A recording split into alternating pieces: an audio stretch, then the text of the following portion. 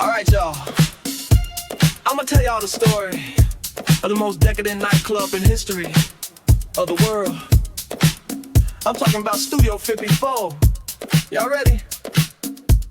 Alright, here we go. Once upon a time in New York City, in the late 70s, there was a club so litty. You had to be a 10 just to get into the door. And if you were famous, they were begging you for more.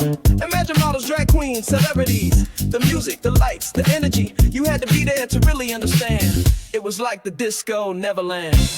If you weren't there, you weren't alive. You wouldn't know, you had to survive.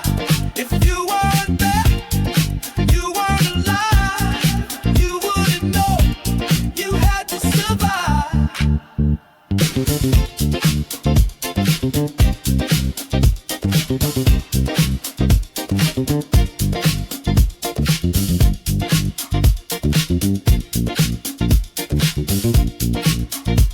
In 1977, it was just an old theater. Beggin, Schrager, and Rubell made it a leader of the nightclub scene in New York City. And on opening night, everybody wanted to see it every night. A long line to get in with beautiful people, that's where it begins. The crowd was like a fever dream. To get into the club was the ultimate scheme. If you weren't there, you weren't alive.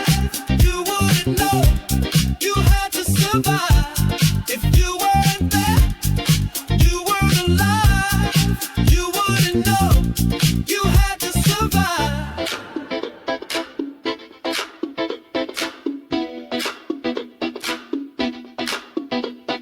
In 1980, the feds took it down because they found money in the walls of the lounge. And they did some time for tax evasion, and now they closed down the Studio 54 station. Now it's just a shell of what it was, a disco ghost in a world full of buzz. But when the memories come back to life, you can almost see the strobe lights.